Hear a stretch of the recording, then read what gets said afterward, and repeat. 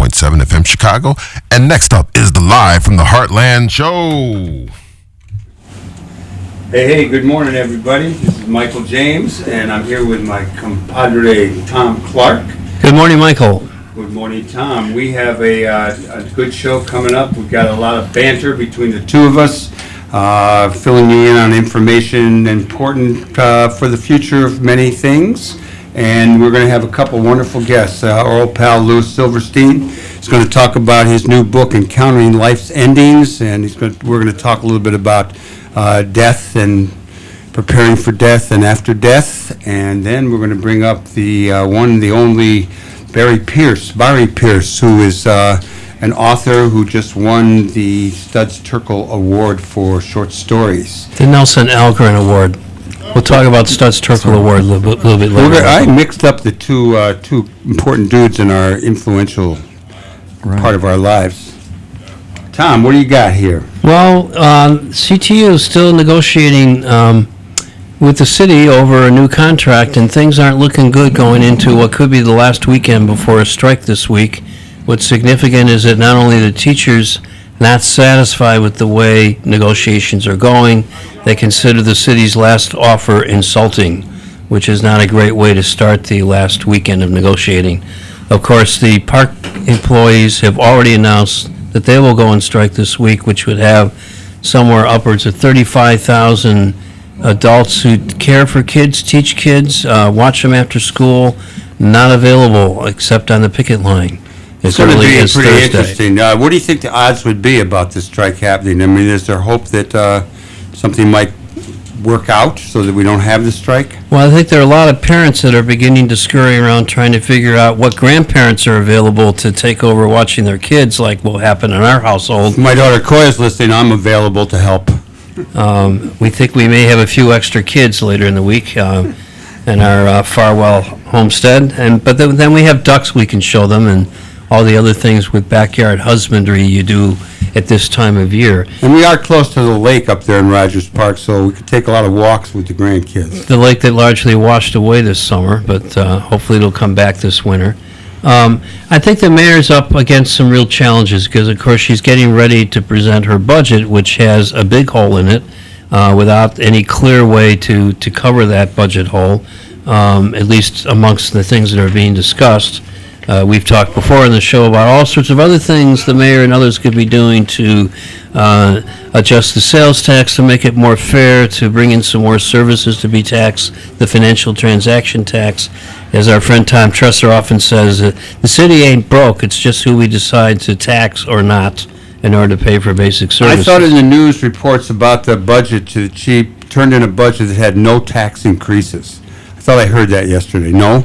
Well, we haven't heard her official budget mentions for another couple of weeks, and she has to get through the school thing first. I don't expect that it helped that her opponent in the election that she won handily was more behind the teachers union than Lori is. So we'll see how this potential battle royale. I think the atmosphere is different than it was when Ron was mayor and he had really gone after the leadership, particularly Karen Lewis. I suspect, though, that parents understand what teachers are up against, particularly as they try to limit class size, bring more nurses and librarians back into the schools, and the critical behind-the-scenes staff like counselors and social workers, which have been tremendously understaffed. So as much as of a burden this will be, and we, of course, want students back in school learning, I think there are a lot of parents and community leaders who understand that teachers have some pretty good arguments to make.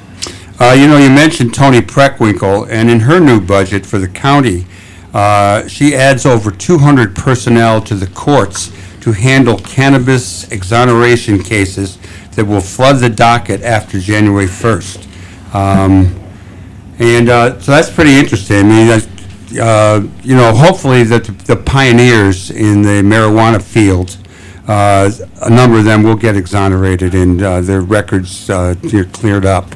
Well, this was a big part of the cannabis bill that got passed, was not just legalization, but to take a look at people who actually got picked up for small amounts, maybe even served time.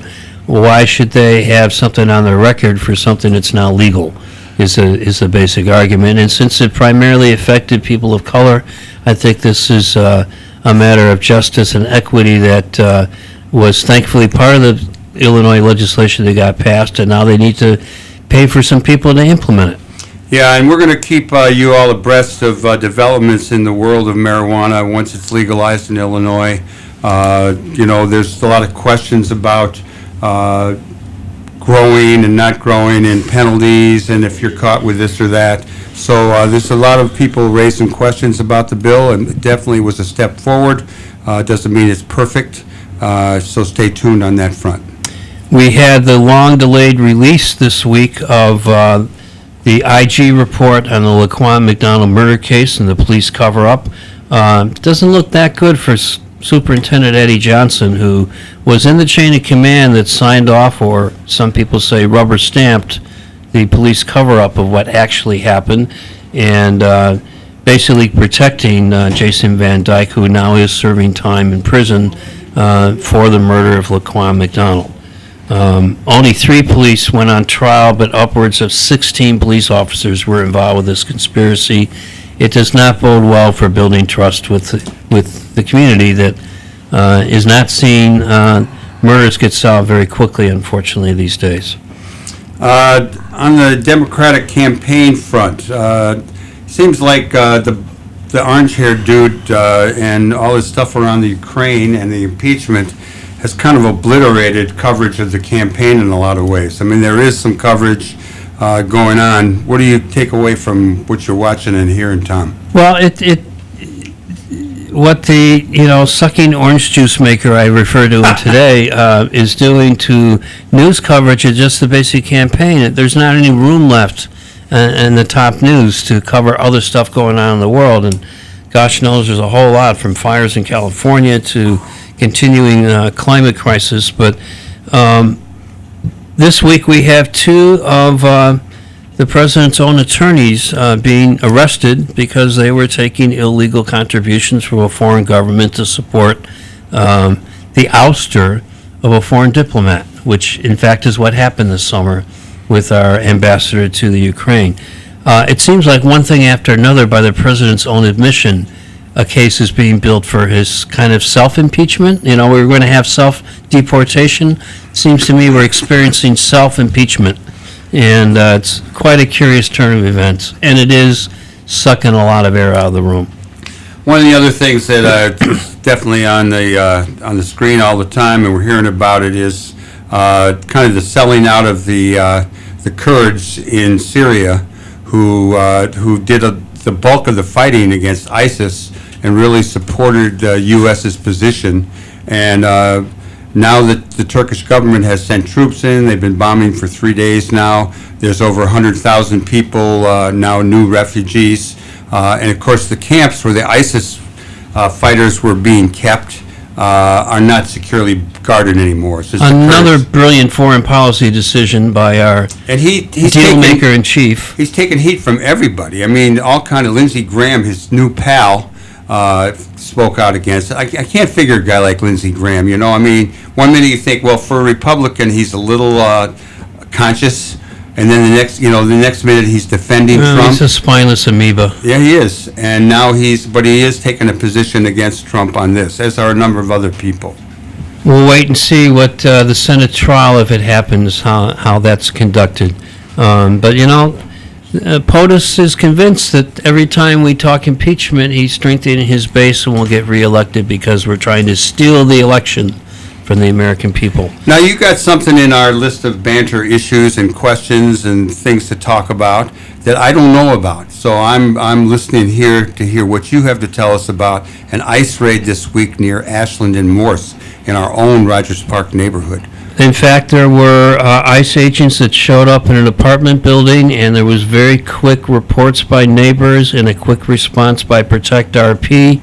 It appears as if this was not a general raid, but a team looking for a particular individual. They left the apartment. There was a neighbor presence. Had they decided to go into other tiers in the building, they may have received a few more questions. But once again, Protect RP and other neighbors, we're watching out for our neighbors. And We got a little good news here about some elected officials. A delegation of Latino elected officials from Chicago traveled to neighboring Kankakee on Tuesday, demanding to see conditions inside the Jerome Combs Detention Center.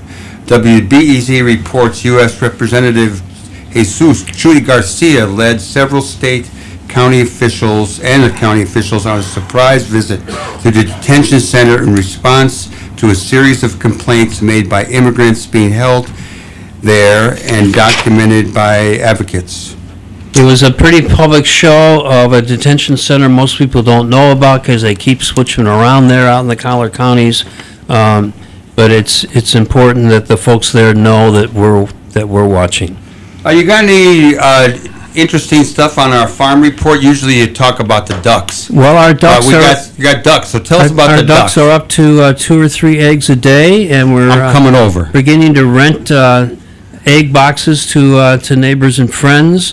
I think the biggest news, though, is with the news that there might be a deal with China, and the fact that tariffs that have been in place might be postponed, is not quite cleared up things for farmers who, because of late rains in the spring, put in their crops late, and here we are in the middle of October, and almost 85% of Illinois soy and corn has yet to be harvested. Having been around the Midwest, traveling a little bit the last few weeks, the fields are incredibly wet, and of course this week's past rain didn't help anymore. And there's a threat of the freeze coming too with frost. Some of those collar counties had frost overnight. And so at least precious vegetables that we may have been waiting for that one more week of Indian summer probably took it on the chin last night. Speaking of farm reports and Indian summer and those things that maybe got frozen, there will be the Glenwood Avenue Market this Sunday, October 13th, from 9 to 1. Hey, how long is that market going? How many more weeks? Well, farmers still have root vegetables and stuff that we're selling for a while. There's even late in the season raspberries, at least there were last week. So there's always something to be found. I think they're still going for a couple more weeks until Halloween. Also this week is the Studs Turkle Awards on Thursday, October 17th at 5:30 at the Zoo Arts Center, 1029 West 35th Street. Phenomenal Chicago journalists being honored again. And we have a special offer for our Rogers Park listeners. One of our favorite restaurants, Twisted Tapas, is doing Rambler Wednesdays. Show your Rambler spirit and get 15% off your check. Please mention Live from the Heartland, and I'm sure Jill and company will give you great service. I'm going over there because 15% off will makes it affordable. And I'm ready to. Probably they got a senior discount too. We want to mark the passing of environmentalist par excellence, Lee Botch. He taught us, most of what we came to know is what's important about the environment. Also was critical in the founding of the Indiana Lakeshore. Another passing, Mark Rogovin, who did the Peace Museum. His father was a famed photographer, Milton Rogovin, who photographed poor people up in Buffalo.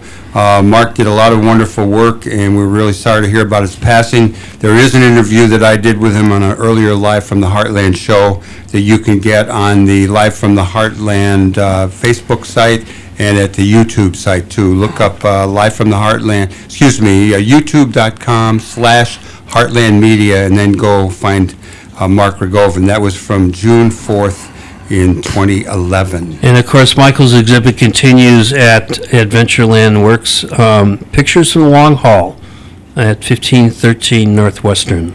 And tomorrow is the Chicago Marathon. And I am really happy to say that my lovely daughter, Casey Blue James, flew in. We've had some good times while she's been home. She's going to run the marathon. She did to New York last year.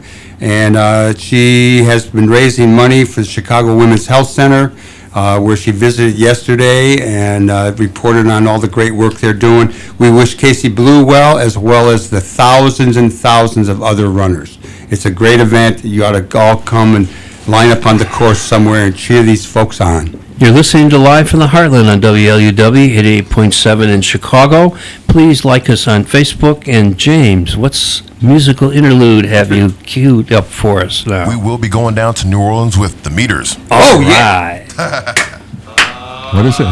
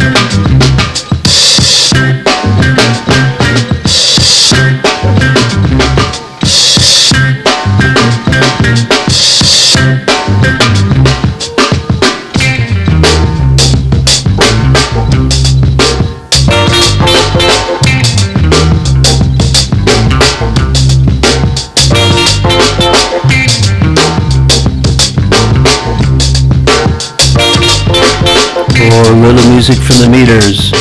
We welcome to the Live from the Heartland microphone Louis Silverstein, who's a former colleague of mine from Columbia College, a teacher, author, storyteller, and many other things, now retired. Is emeritus the right word, Louis, to use? Yes. Yes, it is. But I'm not retired. I've moved on. We don't retire. We move on. The journey continues. The journey continues, So you've definitely. written this fascinating book that's very personal, Encountering Life's Endings.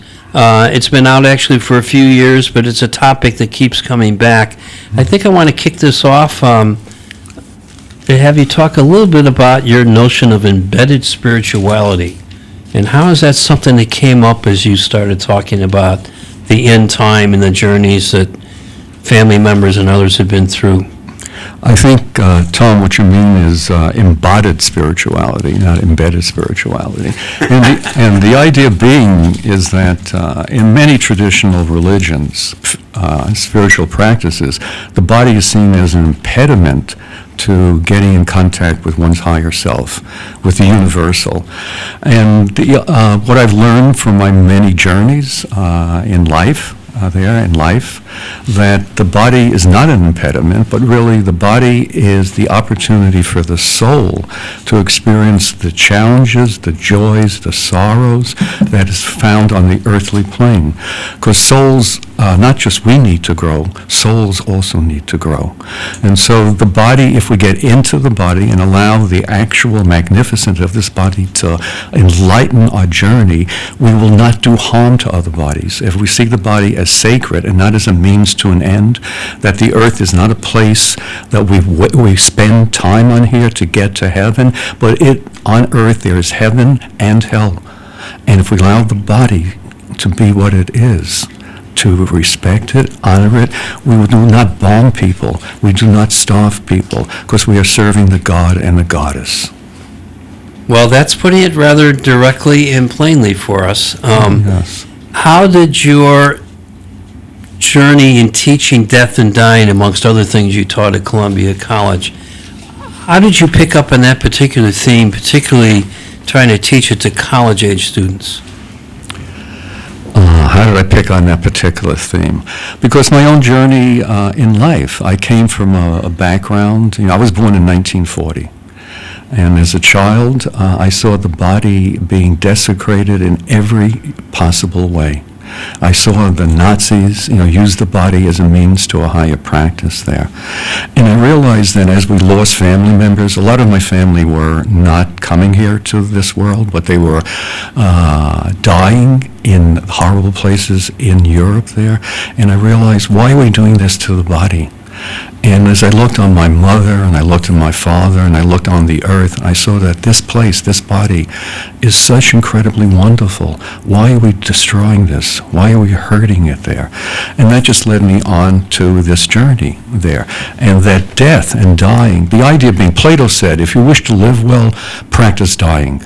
And the idea being, if we realize that at any particular moment, in fact, if I walk out this door and go in the street, as occurred with my brother's 9-year-old son. He and his wife and children got in the car, they went through a red light, and the 9-year-old boy died.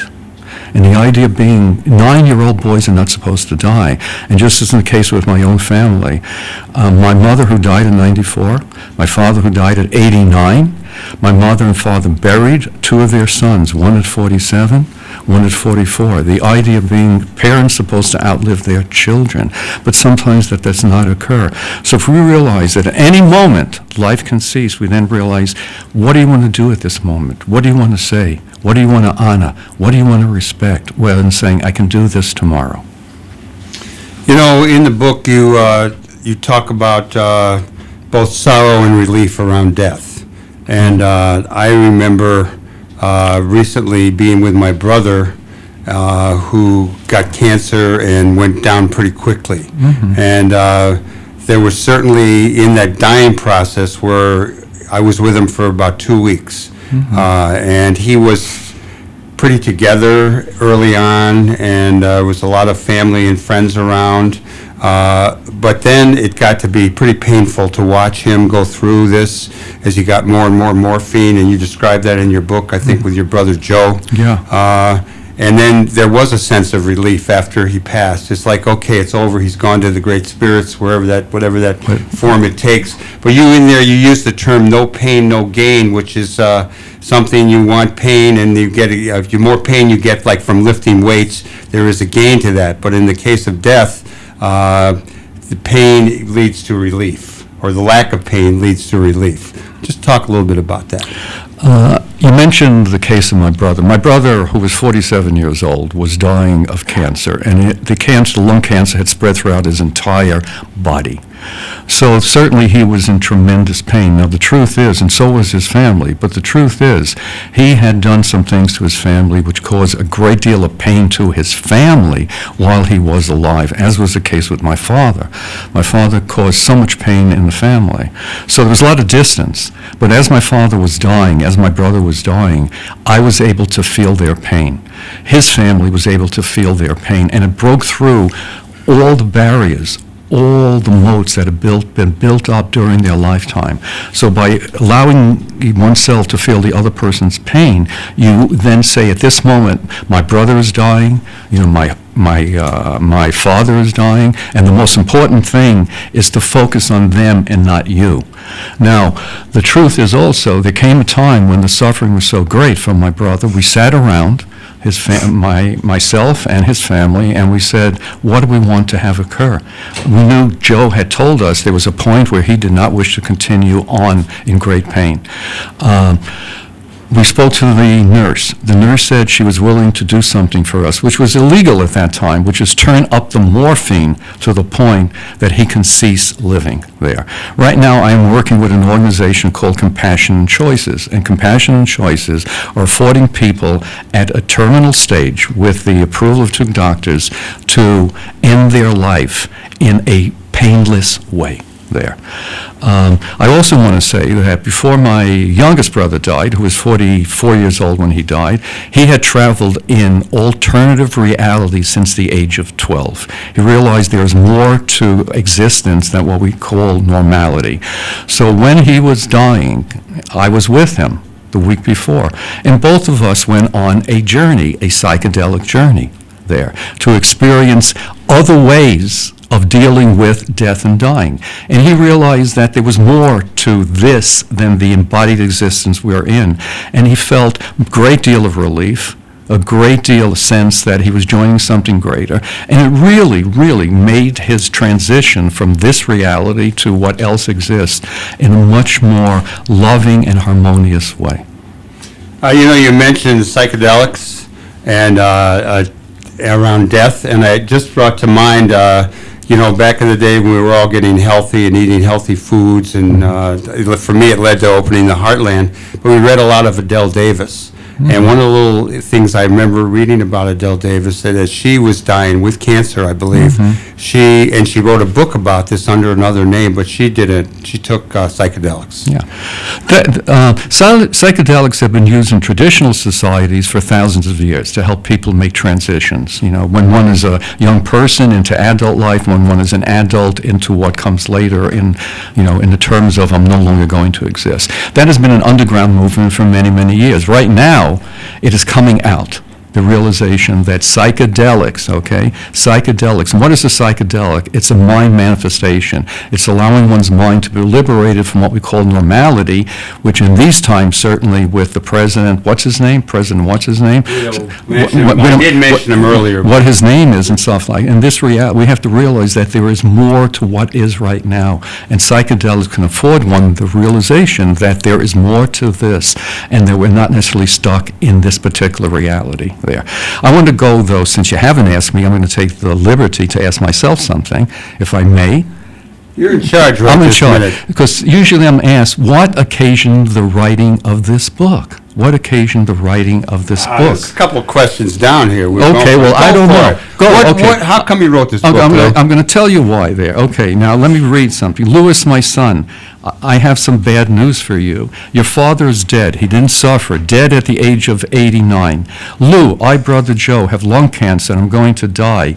Mom, I have something to tell you that you need to know. Joe died this morning. Died at the age of 47. Louis, I, brother Eddie, been diagnosed with amyloidosis, one of the world's rarest diseases. There's no cure for it. I was told I have between 1.5 year to 2 years at the most to live. Mom, I can't believe I have to say this to you again. Eddie died this afternoon. Died at the age of 44. Lou, hi, this is Al. Mom died this afternoon. Died at the age of 94. Lou, I, brother Al, have lung cancer and I don't know how long I have to live. It looks like you're going to be the last of the Silverstein family.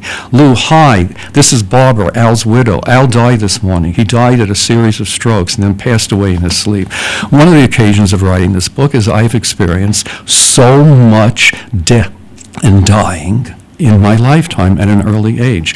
But there's another reason I wrote this book. My mother died. I'm teaching at Columbia College. My classes always began with a sharing. Every student shares something that happened during the week. It comes to me. What am I going to say? My mother died the night before. And I said to my students, my mother died last night. This person who had raised me died last night. And I broke into tears in the classroom. The students didn't know what to do. They didn't know what to do. Luckily, there was a woman in the classroom who was in her 40s. She came up to me, put her arms around me, and said, Louis, you can cry. It's okay, let go. The students looked at that. They looked in bewilderment. How can this be there? And then I walked out of the classroom, and someone said to me, how are you? And I said, do you really want to know? Do you really want to know? Because usually when I said, my mom passed and I'm in such pain, such hurt, such sorrow, they didn't know what to do. And I realized there's a lot about this subject, about death and dying, really we have to bring out of the closet and bring into the open. The other occasion is my mother is 92 years old. It's her birthday party. She tells me the night before, she had this dream, which is her two youngest sons had a rope coming down from heaven and wanting her to go up into heaven. And my mother turned to me and said, Louis, my son, I want to join them, but I cannot. And I said, why? She said, because I will find Isaac's there. Isaac, I knew Isaac. He was my mother's father, a little old man who was always davening. That's praying in the Jewish tradition. Mm-hmm. I said, why don't you want to meet Isaac? She said, because when I was a young girl, he would come into the room, my room and my sister's room, and do things to me that a father should not do. And he's in control. So I said, Mom, come on a journey with me. Come with me. And I took her on a journey into heaven.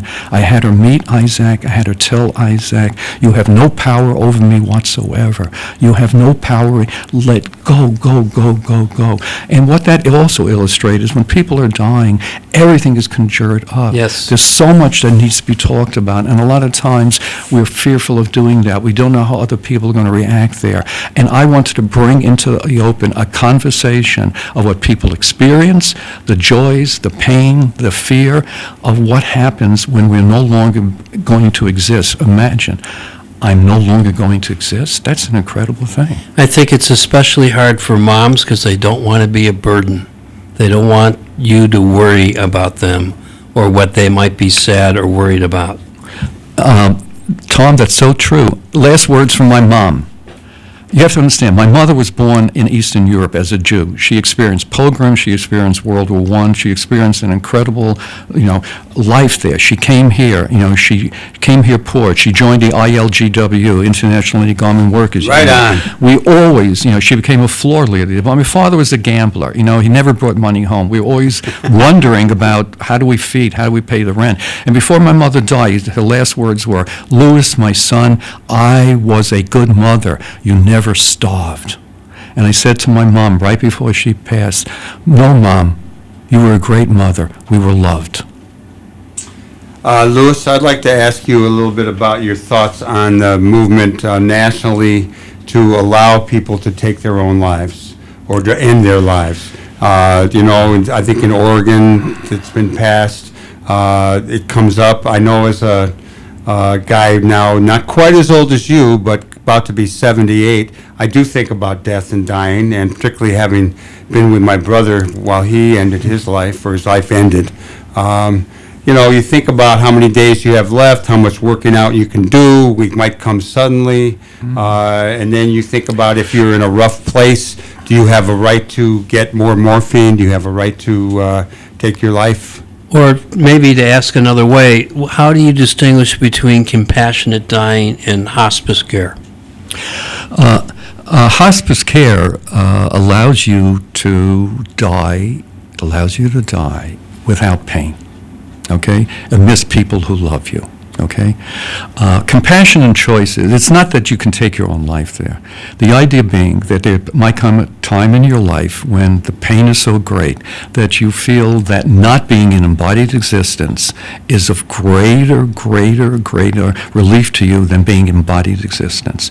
What would happen is that two doctors, it's not that you can commit suicide, two doctors would have to attest that you are terminally ill, that you have not much time to live there, that you're in your insane mind, and they can assist you by providing medication or other sources to say that's it.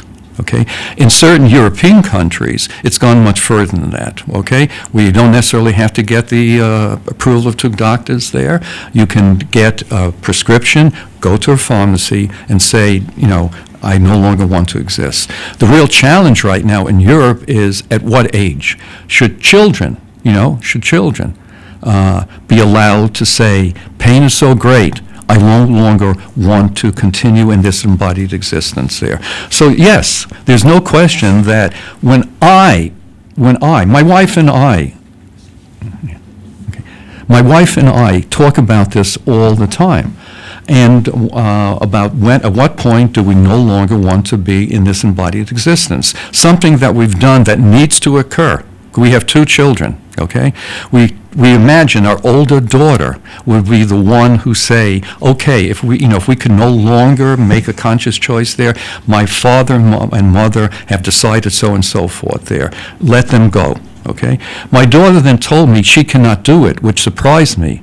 We asked our son. Our son said, yes, Dad, we can do it. Something that everyone has to do is talk to their children, talk to their loved ones, because when someone is going to go, a lot of times they want to go, but you don't want to let them go. And you have to have this conversation, which can be very, very difficult, because it really brings people to great sense of intimacy, great tears. Can you let me go? Will you allow me to make my decision, and you don't decide for me out of your needs that I need to stay in this embodied existence even though it is too much for me. Early in our conversation, you mentioned the word soul. Yes. To what extent has your use of marijuana or psychedelics brought you in better contact with your soul? You did do a book on marijuana. Yes, I did do a book called Deep Spirit and Great Heart, Living in Marijuana Consciousness. Yes, I'm going to be in March 80 years old. This will be my 55th year of traveling in the realm of psychedelics there. Psychedelics has certainly been one of the means which has made me realize there's more to what we call existence than what normal people call existence. In fact, what normal people call existence is really abnormal. the way we treat each other, the way we starve children there. It has opened up to me the sense that there is a greater resonance with the rhythm of life, with energy, than I did know when I was leading my what we call my straight life there. It has allowed me to let go of so much pain and hurt that I was carrying with me and get in touch with my higher self. Okay, so I'm going to stop that right now. Let me ask you, Lou, do you have an event coming up? Yes, I do have an event coming Well, up. how about sharing the information with us? Thank you. Okay, my wife and I, Paula Cofresi Silverstein, are going to have a workshop on death and dying, philosophy, spirituality, and practice. It is Monday, October 21st from 6 to 8 p.m. It's at the Equilibrium Energy and Education Center. It has a website there, and we're going to deal with Eastern and Western teachings and practice in relation to death and dying. It's going to be an experiential workshop. People will we're going to take them on a guided visualization to experience their own passing while in embodied existence. We're also going to take them on the journey to meet those who have already passed. It's going to be mind-blowing, spirit exciting there, and we're going to leave there feeling much more in tune with life. Hallelujah. Hallelujah. Louis Silverstein, thank you so much for joining us. The book is Encountering Life's Endings. Thank you for your continuing exploration of our spirituality and souls and the end of life. You've been listening to Live from the Heartland on WLUW 88.7 FM. Please check out our archives on youtube.com/Heartland Media. And now James has a little more music for us.